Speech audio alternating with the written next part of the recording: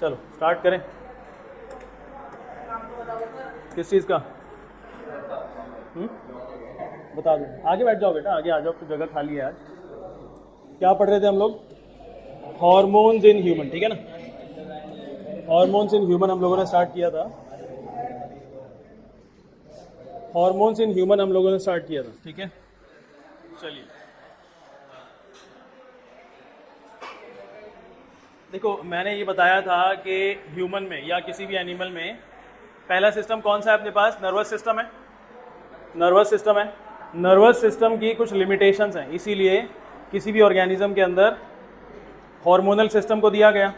Nervous system की क्या limitations है? देखो, electrical impulse will reach only to those cells और tissues that are connected by the nervous tissue.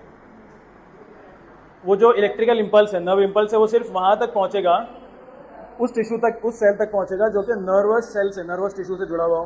बाकी सब जगह नहीं पहुंचेगा। नेक्स्ट, एक बार इलेक्ट्रिकल इंपल्स जनरेट हो गया और ट्रांसमिट हो गया, तो जो सेल है उसको थोड़ा टाइम चाहिए अपने आप को रीसेट करने के लिए। क्यों रीसेट करने के लिए? ताकि वो फिर से नया इंफॉर्मेशन को जनरेट करे, नया इंपल्स को जनरेट करे और ट्रांसमिट करे। तो ये जो टाइम लगता है अपने आप को रीसेट करने में, मैकेनिज्म को रीसेट करने में, ये इसका लिमिटेशन है, ठीक है। इसका मतलब cells can not continuously generate and transmit impulse. और ये इसका एक लिमिटेशन के जो नर्वस सिस्टम है सिर्फ एनिमल्स के अंदर पाया जाता है, प्लांट्स के अंदर नहीं है। इसीलिए क्या हमारे पास प्रेजेंट है? एक्स्ट्रा हार्मोनल सिस्टम, जिसको केमिकल कम्युनिकेशन या फिर एंडोक्राइन सिस्टम भी कहते हैं। To overcome the limitations of nervous system क्या दिया गया? हार्मोनल सिस्टम दिया गया। अब हम लोग इसके अंदर क्या पढ़ रहे थे? ह्यूमन का हार्मोन सिस्टम पढ़ रहे थे, हार्मोन्स इन ह्यूमन, ठीक है। जितने भी ग्लैंड्स हैं, देखो हार्मोन सिस्टम, हार्मोन्स बनाएगा कौन? हार्मोन्स होते क्या है? कुछ केमिकल्स होते हैं, और ये केमिकल्स कौन बना रहा होता है? कुछ ग्लैंड्स बना रहे होते हैं। कौन बना रहा होता है? कुछ ग्लैंड्स बना रहे होते हैं। हमारे पास ग्लैंड्स दो तरीके के हैं, एक है एक्सोक्राइन और दूसरा है एंडोक्राइन। एक्सोक्राइन का मतलब इनके पास अपना पर्सनल रास्ता है, हार्मोन और केमिकल्स बना करके अपने पर्सनल रास्ते से उसको टारगेट पे भेज देते हैं। लेकिन एंडोक्राइन के पास, एंडोक्राइन ग्लैंड्स के पास अपना कोई पर्सनल रास्ता नहीं है। ये केमिकल्स को, हार्मोन्स को बनाते हैं और पहले से जो रास्ते प्रेजेंट हैं, जो पाथ प्रेजेंट हैं, उनमें अपने केमिकल्स को डाल देते हैं, अपने हार्मोन्स को डाल देते हैं। जैसे कि इंसानों की बॉडी की अगर हम बात करें तो यहाँ पे एक रास्ता बना हुआ है ब्लड वेसल्स का, उसके अंदर ब्लड फ्लो कर रहा है, तो अपने केमिकल्स बनाते हैं, ब्लड में डाल देते हैं, ब्लड फ्लो करते करते टारगेट साइट पे जाता है, वहाँ पे वो केमिकल रिलीज हो जाता है, वो अपना काम कर लेता है, ठीक है। तो एंडोक्राइन सिस्टम के पास, एंडोक्राइन ग्लैंड्स के पास अपना कोई पर्सनल रास्ता नहीं। ग्लैंड्स जो है अपने अंदर से जितने भी केमिकल्स को बना करके निकालेंगे, उस टर्म को क्या बोला जाता है? सेक्रीट बोला जाता है। हम लोगों ने एक टेबल बनाया था, उसके अंदर क्या था कि हम लोगों को कुछ ग्लैंड्स बताने हैं, उनका हार्मोन का नाम क्या है वो बताना है, लोकेशन बताना है, उस हार्मोन का फंक्शन बताना है, ठीक है। पहले हम लोगों ने देखा हाइपोथैलेमस, मिड ब्रेन। जब हम लोग पढ़ रहे थे तो वहाँ पे हम लोगों ने दो ग्लैंड्स के नाम पढ़े थे, हाइपोथैलेमस और पिट्यूटरी ग्लैंड। हाइपोथैलेमस का हार्मोन का नाम क्या है? रिलीजिंग हार्मोन, या फिर इसको ना आप ये बोल सकते हैं स्टिमुलेटिंग हार्मोन भी बोल सकते हैं। मतलब क्या है कि ये एक ऐसे केमिकल्स बनाता है और कहाँ भेज देता है? पिट्यूटरी पे भेजता है। अपना केमिकल बना के कहाँ भेजेगा? पिट्यूटरी ग्लैंड में भेजेगा। पिट्यूटरी ग्लैंड को क्यों भेज रहा है? क्योंकि इसको कोई बात बतानी है। हाइपोथैलेमस पिट्यूटरी को कुछ बताना चाहता है, ठीक है। क्या बताना चाहता है? कि पिट्यूटरी अपना काम करे। अब अगर ग्रोथ नहीं है, डेवलपमेंट नहीं है, तो हाइपोथैलेमस पिट्यूटरी को बनाएगा कि रिलीजिंग हार्मोन्स निकालो, और अगर ग्रोथ ज़्यादा है, डेवलपमेंट ज़्यादा है, तो हाइपोथैलेमस पिट्यूटरी को क्या बनाएगा कि इनहिबिटरी हार्मोन्स, इनहिबिट कर दो, अपना रिलीजिंग हार्मोन्स को कम कर दो। अपने जो रिलीजिंग हार्मोन्स आप निकाल रहे हो उसको इनहिबिट कर दो, रोक दो या फिर कम कर दो। समझ में आ रही है बात? तो हाइपोथैलेमस का हार्मोन्स का नाम क्या है? Releasing hormones. लोकेशन क्या है इसका? Mid brain. और फंक्शन क्या लिखवाया था? क्या लिखवाया बताओ? हाँ, ये पिट्यूटरी ग्लैंड को स्टिमुलेट करता है ताकि ये अपने अंदर से रिलीजिंग या फिर इनहिबिटरी हार्मोन्स को, देखो इनहिबिटरी हार्मोन्स ना एग्जिस्ट नहीं करते, रिलीजिंग हार्मोन्स को ही रोक देता है, तो इनहिबिट हो गया, रुक गया, ठीक है। नेक्स्ट हमको क्या करना है? पिट्यूटरी ग्लैंड पढ़ना है। लिखो पिट्यूटरी ग्लैंड के बारे में। ये पिट्यूटरी ग्लैंड ना बेटा, ये मास्टर ग्लैंड है। ये पिट्यूटरी ग्लैंड, इसको हम लोग मास्टर ग्लैंड भी कहते हैं। ब्रैकेट में आप लिख लो, क्यों? ब्रैकेट में लिख लो master gland, master gland, master gland, master gland हो गया। इसके हार्मोन का नाम लिखो, ग्रोथ हार्मोन। इसके हार्मोन का नाम क्या है? Growth hormone. इसके हार्मोन का नाम क्या है? ग्रोथ हार्मोन, ठीक है। इसका लोकेशन क्या है इस ग्लैंड का? मिड ब्रेन, इसका लोकेशन है मिड ब्रेन। और इसका फंक्शन क्या है बेटा? अगर ये ग्रोथ हार्मोन है तो क्या करता होगा? ये ग्रोथ को रेगुलेट करता होगा, कंट्रोल करता होगा, ग्रोथ एंड डेवलपमेंट को। ठीक है, बेसिकली इसका काम है ग्रोथ को करवाना, ग्रो करवाना, डेवलपमेंट करवाना। तो लिखो रेगुलेट्स ग्रोथ एंड डेवलपमेंट। इसका फंक्शन लिखिए regulates growth and development, regulates growth and development, regulates growth and development. ठीक है, कोई दिक्कत नहीं। तुम देखा बहुत सारे अजीब अजीब से बॉडी बिल्डर्स होते हैं, अजीब से दिखते बहुत ज़्यादा, कहीं से कुछ बड़ा हुआ है, शोल्डर कुछ अजीब सा ही बड़ा हुआ है, बाइसेप्स का साइज जो है 40 इंची हो गया है। तो वो क्या लेते हैं? इंजेक्शन देखा कभी? देखा इंजेक्शन लेते हैं वो डेली। पता है क्या ले रहे होते हैं? वो ये ग्रोथ हार्मोन्स ले रहे होते हैं, स्टेरॉइड्स ले रहे होते हैं जो कि ग्रोथ हार्मोन्स को स्टिमुलेट करते हैं। हाँ, जो भी है हार्मफुल होता है बेटा। मेरी बॉडी का अपना एक पर्सनल सिस्टम है ना, एक स्पेसिफिक सिस्टम है। ये जानता है कि इसको कितना ग्रो कराना है, कितना ह्यूमन ग्रोथ को। मेरे पिट्यूटरी ग्लैंड को पता है कि कितना ग्रोथ हार्मोन निकालना है। हाइपोथैलेमस उसको बता रहा है। लेकिन जो बाहर से इंजेक्शन ले लेकर के अपनी बॉडी को बढ़ा लेते हैं, ये क्या करता है? हाइपोथैलेमस को जबरदस्ती काम करवा रहे होते हैं। और हाइपोथैलेमस अगर जबरदस्ती काम करेगा तो पिट्यूटरी को काम करना पड़ेगा। ये अपने अंदर से रिलीजिंग हार्मोन निकालता रहेगा, और जितना रिलीजिंग हार्मोन निकालेगा आदमी उतना भैंस होता चला जाएगा। देखा, ऐसे नहीं दिखता अजीब अजीब से सारे, तो वही होते हैं। ठीक है, चलिए नेक्स्ट हमारे पास बेटा ब्रेन हो गया। ब्रेन में दो ग्लैंड्स हमने पढ़ लिए। इसके बाद अगर आप नीचे आओगे तो यहाँ पे लोअर नेक में, नहीं सॉरी नेक में आपको एक ग्लैंड मिलेगा, उसका नाम होता है थायराइड ग्लैंड। तो लिखो नंबर 3 में थायराइड, नंबर 3 लिखो थायराइड। नंबर 3 ग्लैंड का नाम लिखिए थायराइड। नंबर 3 ग्लैंड का नाम है बेटा थायराइड।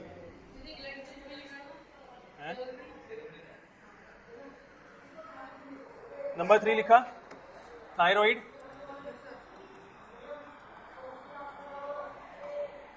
इसके हार्मोन का नाम है बेटा थायरॉक्सिन। थायरॉक्सिन हार्मोन का नाम है थायरॉक्सिन। हार्मोन का नाम है थायरॉक्सिन। हार्मोन का नाम है थायरॉक्सिन। ठीक है, इसका लोकेशन नेक, गर्दन में होता है, गले में, यहाँ पे इसका लोकेशन है नेक। लोकेशन क्या है? नेक। कहीं पे नेक लिखा हुआ होगा या कहीं पे थ्रोट लिखा हुआ होगा, तो कोई फर्क है क्या? यहाँ पे होता है, थ्रोट भी हो सकता है, नेक भी हो सकता है ना। इसका फंक्शन क्या है?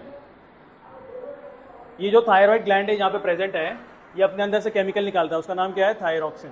केमिकल निकालता है। हम लोग जो खाना खाते हैं उसके अंदर कंपोनेंट्स होते हैं क्या खाने के? न्यूट्रिएंट के, कार्बोहाइड्रेट होता है, फैट होता है। इन सबको, ये सब हमारी बॉडी में एज इट इज रहेंगे कि अपनी शक्ल को बदलते हैं, है ना। इन सबको तोड़ा जाता है किसी की हेल्प से। मेरे पेट के अंदर ये सारा काम हो रहा होता है, लेकिन इसके अंदर एक मेजर रोल है एक हार्मोन का। उस हार्मोन का नाम है थायरॉक्सिन। ये मेरे कार्बोहाइड्रेट्स को, फैट्स को मेटाबोलाइज करता है, यानी कि उनकी शक्ल को बदलने की कोशिश करता है। एज इट इज नहीं रखेगा, इसको बदलो ताकि मेरी बॉडी इसको इस्तेमाल कर ले। अगर एज इट इज रहा, इसका मतलब मेरा थायराइड सही से काम नहीं कर रहा है क्या? मेरा थायराइड सही से काम नहीं कर रहा। अगर थायराइड सही से काम नहीं कर रहा तो थायरॉक्सिन हार्मोन नहीं निकलेगा। समझ में आ रही है बात? थायरॉक्सिन हार्मोन नहीं निकल रहा तो थायराइड सही से काम नहीं कर रहा, तो थायराइड ग्लैंड ना यहाँ पे ऐसे बड़ा होता चला जाएगा, स्वेल हो जाएगा। यहाँ तुमने छोटी क्लासेस में देखा होगा, 8th क्लास के अंदर गॉइटर उसका नाम है। डिसीज का नाम क्या है? गॉइटर। क्या नाम है? गॉइटर। उसके अंदर क्या होता था? यहाँ पे जो गला है ना, यहाँ पे थ्रोट के पास में जो ग्लैंड है, थायराइड ग्लैंड, ये फूल जाता है, बड़ा हो जाता है। ठीक है, गॉइटर। अच्छा, ये क्यों हो रहा होता है? शोध करता है जो रिसर्चर्स होते हैं, देखा गया कि भाई थायराइड क्यों हो रहा है, ज़्यादातर ग्लैंड क्यों स्वेल हो रहा है। ये तो पाया ये गया कि भाई जो लोग खाना खाते हैं और उनके खाने के अंदर आयोडीन की मात्रा कम होती है, आयोडीन की मात्रा कम होती है, उनको ये बीमारी हो रही है। समझ में आ रहा है क्या बोलना चाह रहा हूँ मैं? अगर थायराइड खराब है तो कौन नहीं निकलेगा? थायरॉक्सिन नहीं निकला तो क्या नहीं होगा? मेरी बॉडी के अंदर कार्बोहाइड्रेट, फैट मेटाबोलाइज नहीं होंगे, वो तोड़े नहीं जाएंगे, शक्ल उनकी बदली नहीं जाएगी, ये सारा काम खराब हो जाएगा। प्लस अगर थायराइड सही से काम नहीं कर रहा तो ये फूल जाएगा। और थायराइड सही से काम ना करने का एक रीज़न क्या पता लगाया गया कि मेरे खाने के अंदर आयोडीन की कमी। तो खाने के अंदर आयोडीन की कमी को पूरा करने के लिए हम लोग क्या खाते हैं? ज़्यादातर नमक। नमक कैसा होता है? ज़्यादातर वहाँ पे आयोडाइज्ड सॉल्ट होता है। क्या होता है? तुम्हें एक बात और बता दूं मैं, आज के ज़माने में जितना नमक हम लोग खा रहे हैं इतनी रिक्वायरमेंट भी नहीं। हम लोग हद से ज़्यादा नमक खाते हैं, ठीक है, बहुत ज़्यादा नमक खाते हैं हम लोग। कभी अंग्रेज़ को देखा खाना बनाते हुए नमक डाल के पकाते हुए? हम क्या करते हैं, खाना बनेगा नमक डाल के पकेगा। अंग्रेज़ क्या करता है, ऊपर से लगा के हल्का फुल्का खाता है। सिर्फ अंग्रेज़ नहीं, वेस्ट के, और अगर हम लोग इंडियन सब कॉन्टिनेंट को छोड़ दें तो ज़्यादातर लोग ना नमक को खाने के साथ नहीं पकाते, क्योंकि नमक क्या है बेटा, डिजॉल्व होने वाली चीज़ है। जितना आप डिजॉल्व के टाइम पे डालोगे ना, उसको लगेगा कि नमक कमी है, बार बार कम हो जाएगा। थोड़ा डालो फिर लगेगा कमी है, नमक तो है ही नहीं, और डालो और डालो और डालो। लेकिन जब आप ऊपर से खाना पका करके ऊपर से खाओगे तो थोड़ा भी नमक आपको ज़्यादा लगेगा, ठीक है। तो एक गुड टू नो इन्फॉर्मेशन थी, नमक हमारी ज़िंदगी में बहुत ज़्यादा वैसे भी आ चुका है। नमक तो चलो कोई बात नहीं, चीनी कितना आ गया, चीनी कोई अच्छी चीज़ थोड़ी होती है। मतलब जो स्वीटनर है हमारे, अगर हम पूरज की बात करें तो इतना ज़्यादा मीठा नहीं खाते थे उस ज़माने में। तो जो फ्रूट्स है ना वो भी इतने ज़्यादा मीठे नहीं होते थे, तो इतना ज़्यादा मीठा तो वैसे भी नहीं खाना है, ठीक है ना। बहुत ज़्यादा स्वीट हम लोग खाना स्टार्ट कर दिया। प्लस अगर स्वीट की बात भी नहीं करें तो हमारा खाना इतना ज़्यादा प्रोसेस्ड हो गया है। प्रोसेस का मतलब घर के अंदर प्रोसेस नहीं हो रहा है, सारा बना बनाया आ रहा है बाहर से। अब वो लोग पता नहीं क्या क्या डाल रहे हैं, बहुत सारे एंटीऑक्सीडेंट्स डालते हैं, प्रिजर्वेटिव्स डालते हैं, और ऐसा खाना बनाते हैं जिसके अंदर ना अच्छा कंटेंट, क्वालिटी कंटेंट यूज़ नहीं किया गया, क्वालिटी कंपोनेंट्स यूज़ नहीं किए गए। एक आमतौर पे अगर फास्ट फूड की बात करूँ तो बर्गर है, तो उसके अंदर मेयोनीज है, पिज्ज़ा है, उसके अंदर मेयोनीज डलता है। तो मेयोनीज असल में है क्या पता है तुम लोगों को? सिर्फ ऑयल है, ऑयल, और कुछ नहीं है उसके अंदर। इतना ज़्यादा ऑयल आप एक साथ खा रहे हैं, खाने में कितना मज़ा आता है। तो ऐसे आप तेल उठा के पी लोगे क्या? लेकिन मेयोनीज ऐसी चाट लेते हैं लोग, है ना। टोटल तेल है वो, 90% 80% ज़्यादा तेल है वो भी बेकार तेल। पाम ऑयल कितना सुना कभी पाम ऑयल के बारे में? चलो, पाम ऑयल वैसे ही बेकार होता है, ठीक है। इसका फंक्शन लिख लो, रेगुलेशन ऑफ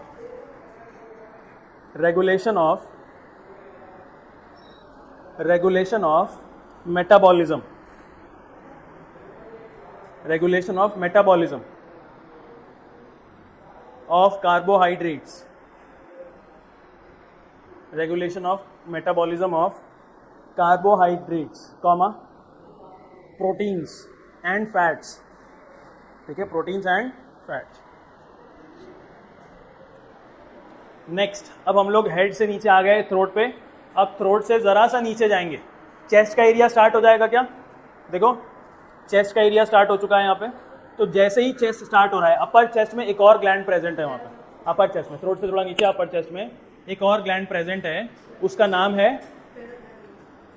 पैराथायरॉइड। थायराइड के अंदर ही है, लेकिन हमको शायद पढ़ना नहीं है इसके बारे में। वही एक ही चीज़ है बेटा, पैराथायरॉइड, थायराइड। अगर सवाल आ जाए थायराइड और पैराथायरॉइड का फंक्शन लिखने के लिए, तो आप जो आपने फंक्शन थायराइड के बारे में यहाँ लिखा है ना, वही लिख देना पैराथायरॉइड के बारे में, ठीक है। हैं? अब है थाइमस, अब है thymus, THYMUS, THYMUS, thymus, thymus, THYMUS, thymus.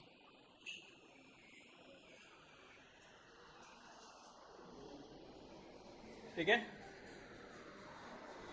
Thymus gland है ये, और इसके हार्मोन का नाम भी थाइमस ही है। इसके हार्मोन का नाम भी थाइमस ही है, ठीक है। इसका लोकेशन अपर चेस्ट है, इसका लोकेशन अपर चेस्ट है।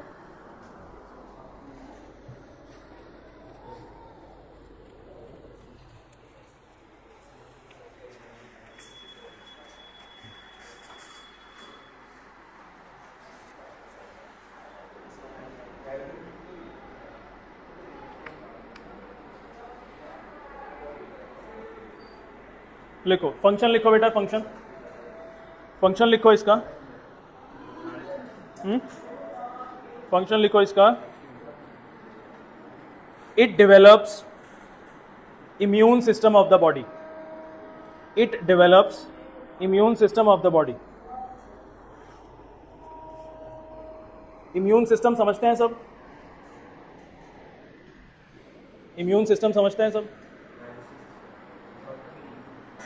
मेरी बॉडी की ना बीमारियों से लड़ने की अपने आप में एक क्षमता है, कैपेसिटी है, कैपेबिलिटी है, उसको हम लोग कहते हैं इम्यून सिस्टम, ठीक है।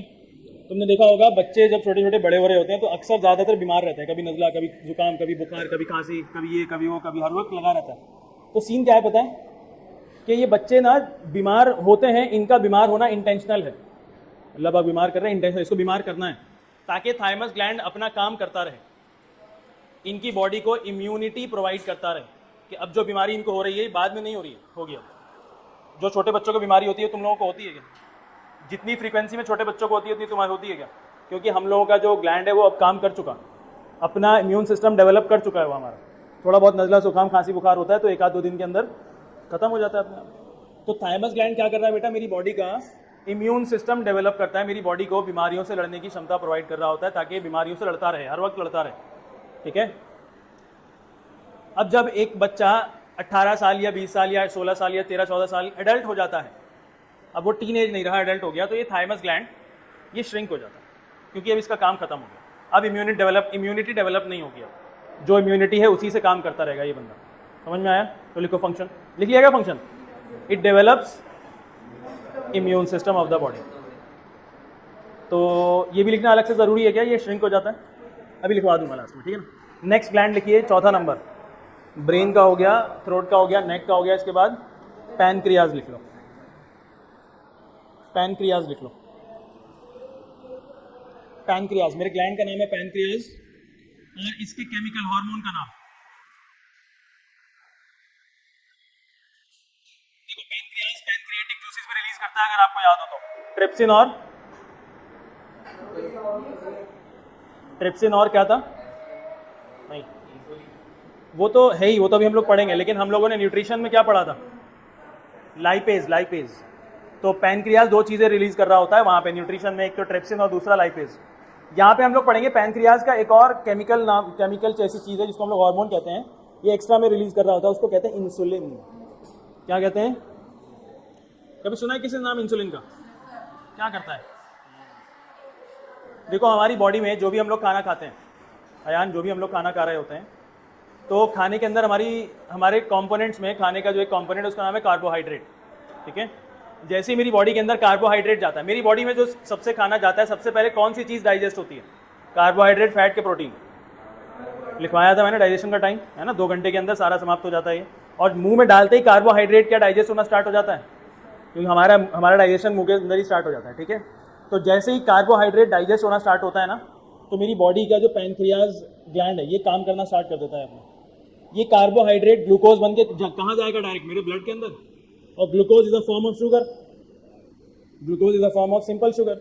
मेरे ब्लड के अंदर शुगर का एकदम से वैल्यू बढ़ जाएगा। आप अभी अपना ब्लड शुगर चेक करो, बहुत कम आएगा।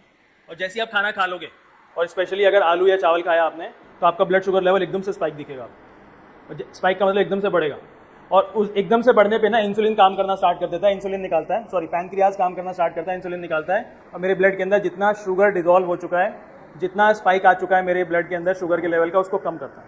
इतना ज़्यादा मेरी बॉडी की रिक्वायरमेंट है नहीं, ठीक है। तो इंसुलिन क्या करता है?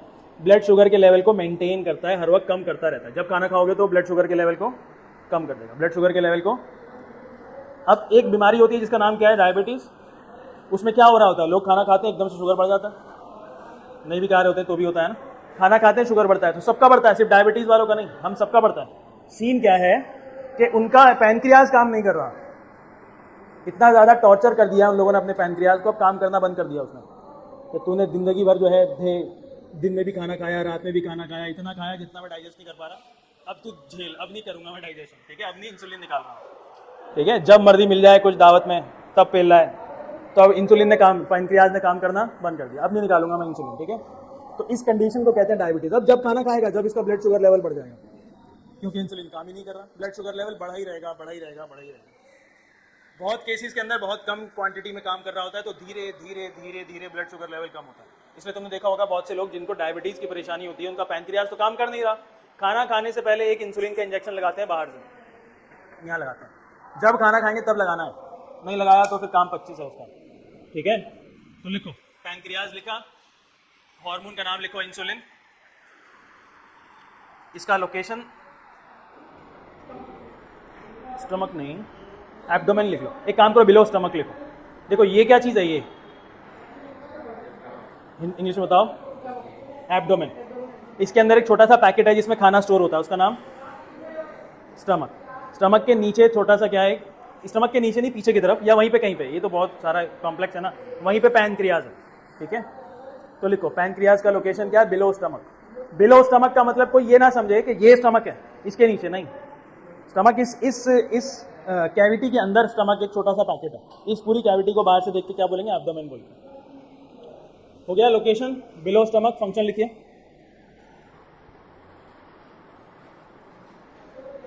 regulates and reduces regulates and reduces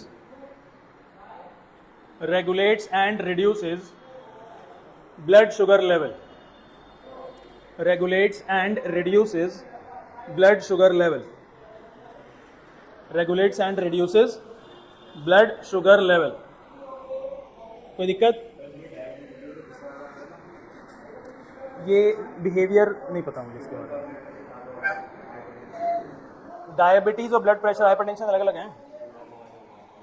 hypertension is related to heart and arteries, और जो शुगर है वो रिलेटेड है पैनक्रियाज से, खाने से। तो दोनों अलग अलग चीज़ें हैं।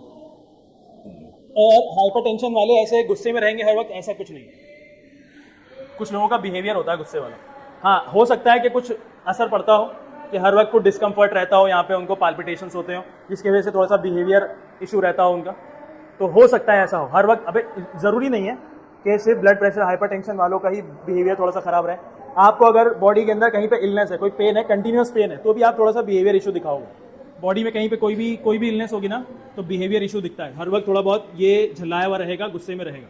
ठीक है, हो गया हमारा। नेक्स्ट क्या था? एड्रीनल। नंबर क्या है? नंबर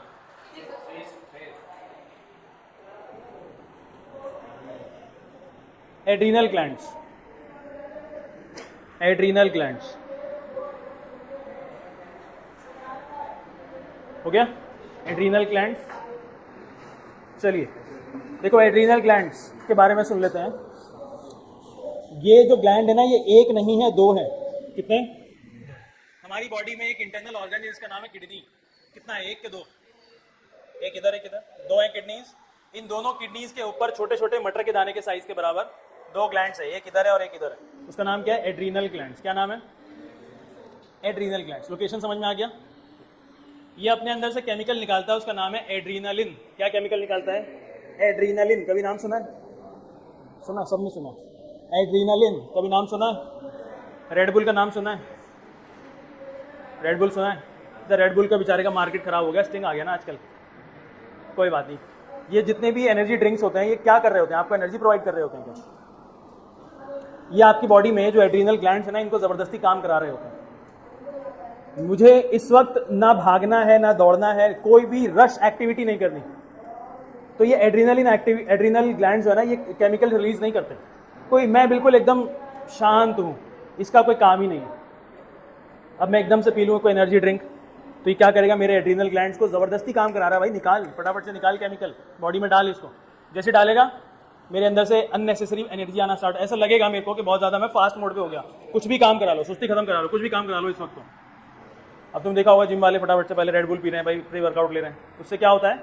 एड्रीनल ग्लैंड ना जबरदस्ती काम कर रहा होता है, और ये अच्छा नहीं है। अच्छा नहीं है, हमारी बॉडी की इतनी रिक्वायरमेंट ही नहीं। ठीक है, हमारी बॉडी को एड्रीनलिन जो हार्मोन है ना, मेरी बॉडी की कभी कभी की रिक्वायरमेंट होती है। मैं एक सिचुएशन बता देता हूँ। कभी किसी के पीछे कुत्ता पड़ा है, वैसे तो आप शांति से जा रहे होते हैं, भागने का मन ही नहीं कर रहा होता, लेकिन ऐसे ही कुत्ता भौंक दे वहाँ से, मेरी बॉडी ना अननेसेसरी फ्लाइट मोड पे एक्टिवेट हो जाती है कि ये जैसे ही आगे बढ़ेगा 200 की स्पीड से भागूंगा मैं, चाहे मेरे को आता भी नहीं हो भागना। ये कौन करा रहा होता है? एड्रीनल ग्लैंड्स एकदम से एड्रीनलिन रश दे देते हैं मेरी बॉडी के अंदर। जितना एड्रीनलिन हार्मोन है ना, फटाफट से मेरे ब्लड के अंदर डाल देते हैं, और ब्लड के अंदर डालते ही मेरी बॉडी के अंदर, ब्लड तो हर जगह है, रेस्पिरेशन को इंक्रीज करा देगा। रेस्पिरेशन क्या होता है? जल्दी बताओ रेस्पिरेशन में। जितना मेरे अंदर न्यूट्रिएंट है उसको सेल के अंदर तोड़ा जाएगा, और क्या निकाला जाएगा उसके अंदर से? एनर्जी। इसको कहते हैं रेस्पिरेशन।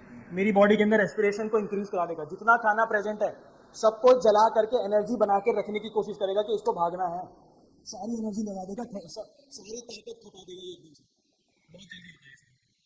ठीक है, और मेरी बॉडी के अंदर जो मेरा ब्लड प्रेशर है बहुत ज़्यादा इंक्रीज हो जाएगा।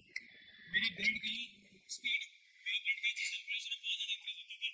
इसके अंदर जल्दी ध्यान करते हैं, इसको जल्दी रेस्पिरेशन करना। बस मेरी बॉडी में जो सांस है ना, मैं कुछ कर भी नहीं रहा, खड़ा हूँ, सिर्फ मेरा एड्रीनलिन रश हुआ है, मैं फास्टर ब्रीदिंग करने लगूंगा। क्यों? क्योंकि ज्यादा ऑक्सीजन चाहिए भाई, ज्यादा रेस्पिरेशन हो रहा है मेरी बॉडी के अंदर। एकदम से जितना ऑक्सीजन था मेरी बॉडी के अंदर खत्म हो चुका है। अब ऑक्सीजन और दो, जल्दी जल्दी दो, ताकि रेस्पिरेशन और करके एनर्जी स्टोर करूं। इसको भागना है भी, कुत्ता पीछे पड़ने वाला है। समझ में आया क्या होता है एड्रीनल ग्लैंड? एड्रीनल ग्लैंड क्या रिलीज कर रहा है? एड्रीनलिन। कहाँ पे प्रेजेंट है ये? किडनी के ऊपर दो है ये। इसका काम आपको समझ में आ गया। आपके अंदर क्या प्रोड्यूस कराता है ये, क्या क्या इफेक्ट देता है? या तो अब लड़ना है या भागना है। फाइट और फ्लाइट मोड को एक्टिवेट कर देता है। फाइट और फ्लाइट मोड को एक्टिवेट कर देता है। ठीक है, इतनी एनर्जी मिलेगी आपको, शायद कभी मिलती भी ना हो। एक इंसान अपने से कितना गुना वजन उठा सकता है, कुछ पता है? आप लोग कितने हो? 40, 50, 60 किलो के होगे लगभग। 40, 50, 60 किलो वजन उठा सकते हो? मुश्किल है, बहुत मुश्किल है हमारे लिए, तो हमें प्रैक्टिस भी नहीं है। लेकिन एक मैंने रिपोर्ट पढ़ी थी या कहीं देखा था, उसके अंदर ना एक बंदा एक बड़े सी चट्टान के नीचे फंस गया था। चट्टान का मतलब पूरा पहाड़ नहीं, पत्थर भी बहुत भारी भारी होते हैं। तो वो बंदा तकरीबन 70-80 किलो का था और वो चट्टान उससे 4 गुना ज़्यादा भारी थी। उसके नीचे बेचारा फंस गया किसी तरीके से। अब उसकी बॉडी ने इस तरीके से काम करा, एड्रीनलिन रश को दिया, इतना ज़्यादा एनर्जी प्रोड्यूस करी कि वो चट्टान उसकी बॉडी से 4 गुना ज़्यादा भारी था, 350 किलो तक का हुआ। उसने उसको अपने हाथ से ऐसे धक्का मार दिया, निकल गया।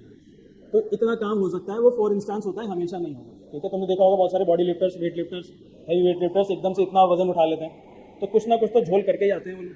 ठीक है, चलिए, हार्मोन का नाम एड्रीनलिन। प्रैक्टिस भी होती है, मैं मना नहीं कर रहा, लेकिन एकदम से इतना वजन उठा लेना। एड्रीनलिन, लोकेशन लिखो बेटा, above both kidneys, above both kidneys, above both kidneys, above both kidneys। Function लिखिए,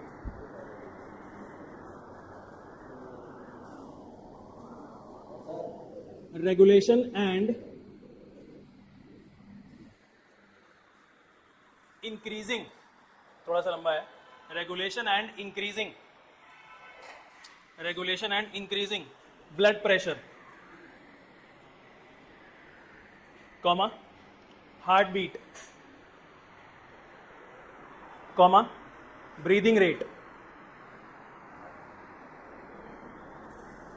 comma carbohydrate metabolism, carbohydrate metabolism, carbohydrate metabolism, comma respiration, comma respiration during emergencies, during emergencies, during emergencies,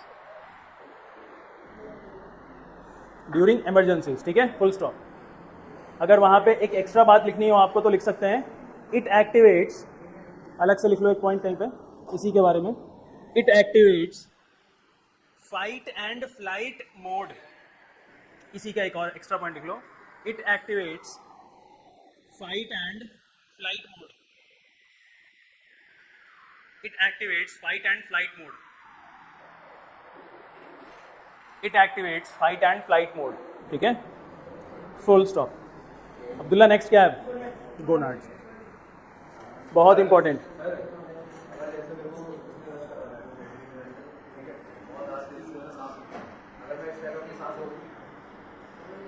oxygen level बहुत गिर जाएगा आपका, body के अंदर oxygen level गिर चुका है, आपका खाना न्यूट्रिशन बहुत ज़्यादा जल चुका है।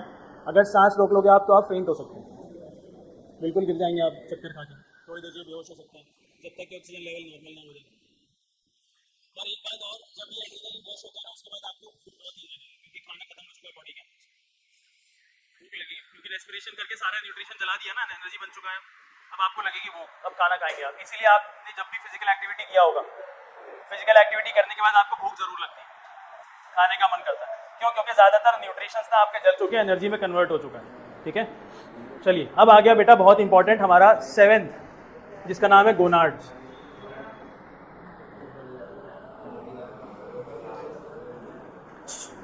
जिसका नाम है गोनाड्स। ठीक है, अब ये गोनाड्स बेटा मेल और फीमेल के अंदर अलग अलग हैं। पहले हम लोग पढ़ेंगे टेस्टीज,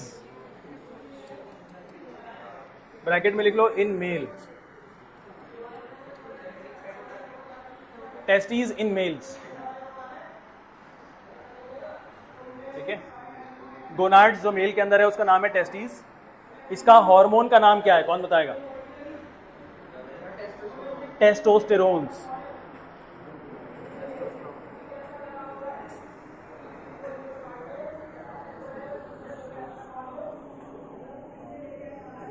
टेस्टोस्टेरोन्स, स्पेलिंग सही लिखना। ग्लैंड का नाम टेस्टिस और हार्मोन का नाम टेस्टोस्टेरोन। ये इन मेल तो इसके साथ ही लिखना है, टेस्टोस्टेरोन। ठीक है, लोकेशन क्या है इसका? लोअर एब्डोमेन, ये एब्डोमेन है, इसके नीचे के हिस्से में टेस्टिस। ठीक है, लोअर एब्डोमेन।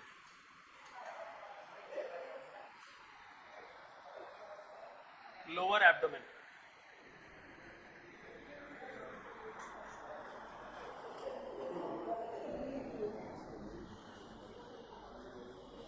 हो गया? चलिए, इसका फंक्शन, टेस्टोस्टेरोन का फंक्शन बताओ कोई। 8th क्लास में पढ़ा था हमने टेस्टोस्टेरोन का फंक्शन। मेल बॉडी के अंदर प्यूबर्टी पे जो चेंजेस होते हैं उनको लेकर के आता है। ठीक है, मेल बॉडी में प्यूबर्टी पे जो चेंजेस होंगे उनको लेकर के आएगा। बॉडी के अंदर बहुत सारे चेंजेस हो सकते हैं। एक चेंज है फेशियल हेयर ग्रो करा देगा। ठीक है, दूसरा चेंज है मेरी आवाज़ को भारी कर देगा। तीसरा चेंज है मेरी बॉडी मस्कुलर बना देगा। ठीक है, ये कुछ चेंजेस हैं और सेक्सुअल मैच्योरिटी के भी साइंस होते हैं इसके अंदर।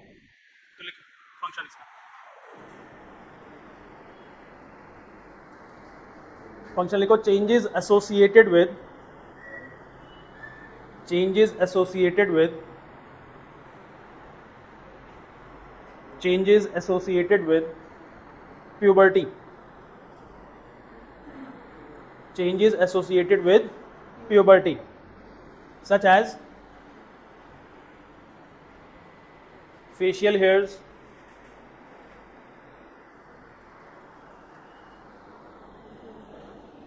flat voice, कॉमा लगा करके लिखना, flat voice, etcetera. Facial hairs, flat voice, etcetera and sexual maturity. Sexual maturity, sexual maturity. ठीक है, ये टेस्टोस्टेरोन का फंक्शन है। बॉडी के अंदर डेवलपमेंट का, ग्रोथ और डेवलपमेंट का एक major factor testosterone role play करता है। अगर बॉडी के अंदर किसी को ग्रोथ करानी होती है ना, तो बाहर से टेस्टोस्टेरोन भी इंजेक्ट या फिर ओरली ले रहे होते हैं बहुत से लोग। ठीक है, जो कि सही नहीं। चलिए, ये हो गया मेरा मेल गोनाड्स के बारे में। नेक्स्ट है बेटा फीमेल गोनाड्स। इसका नाम है ओवरीज। हाँ, बहुत बढ़िया।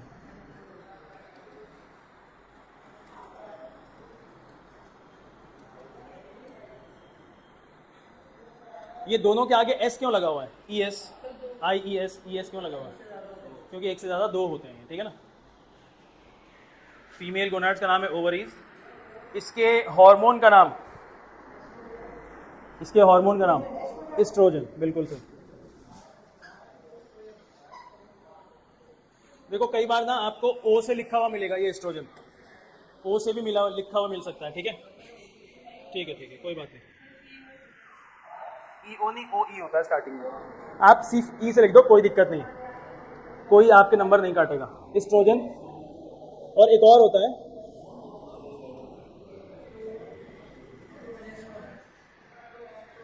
प्रोजेस्टेरोन। ठीक है, एस्ट्रोजन, प्रोजेस्टेरोन।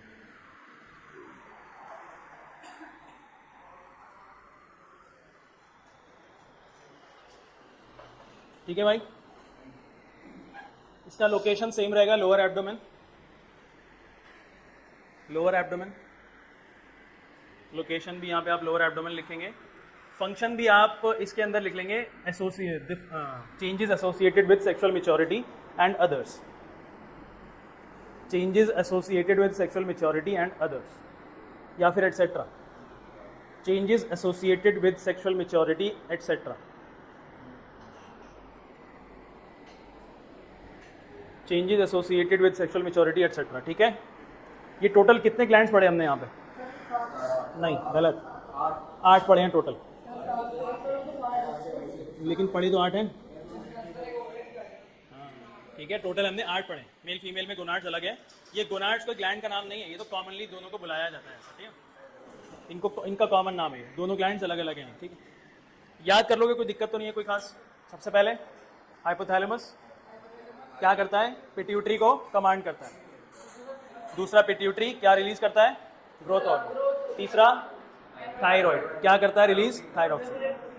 क्या रेगुलेट करता है, कार्बोहाइड्रेट प्रोटीन फैट को रेगुलेट करता है। इसके बाद थाइमस, हार्मोन का नाम थाइमस, लोकेशन अपर चेस्ट, क्या करता है ये, इम्यून सिस्टम को डेवलप करता है।